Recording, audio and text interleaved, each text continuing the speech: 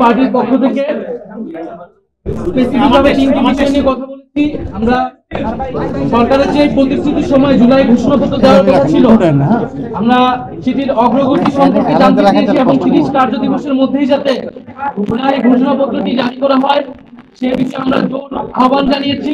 কারণ আমরা এর আগেও দেখেছিলাম জানুয়ারি মাসে একটা ডেট দেওয়া হয়েছিল, সরকার প্রতিশ্রুতি দিয়েছিল, এই আন্দোলনের প্রেক্ষিতে আরেকটা প্রতিশ্রুতি দিয়েছে, এইবার প্রতিশ্রুতি ভঙ্গ না হয়।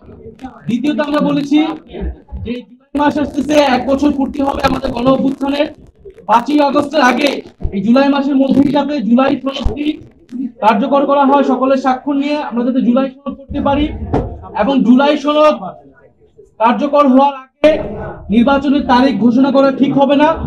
জুলাই সনদ ঘোষণার আগে যদি নির্বাচনের তারিখ ঘোষিত হয় তাহলে সংস্কার প্রক্রিয়া ব্যাহত হতে পারে।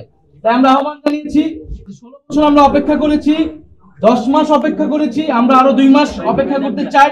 দলীয় মন্তব্য জানাবো যে কোন সময় নির্বাচন আমরা চাচ্ছি। আর সর্বশেষ আমরা নির্বাচন কমিশনের কথা বলেছি, যেটা আমরা এর আগেও বলেছি যে আমাদের একটি সুষ্ঠু নির্বাচনের জন্য আমাদের সবচেয়ে গুরুত্বপূর্ণ বিষয় হচ্ছে নির্বাচনী ব্যবস্থার সংস্কার। নির্বাচন নিয়ে যত সংখ্যক আইন, নির্বাচন কমিশন সংক্রান্ত যে আইন, সেই আইনগুলো সংস্কার করে এই নির্বাচন কমিশন পুনর্গঠন করা। এবং নির্বাচন কমিশন এখন যে প্রক্রিয়া চলছে সেখানে আমরা আস্থা রাখতে পারছি না, নিরপেক্ষতা প্রশ্নবিদ্ধ হচ্ছে।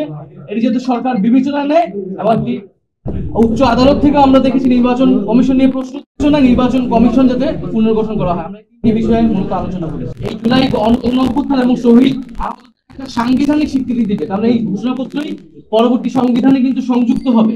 আর জুলাই সনদ হচ্ছে আমাদের রাষ্ট্র কাঠামোর যে সংস্কার, যে কোথায় কোথায় আমরা সংস্কারগুলো করবো, অব্যাহত থাকে, বিচারের বিষয়টা যাতে আমাদের অব্যাহত থাকে, সেই বিষয়ের একটা ঐক্যমত্যের তৈরি।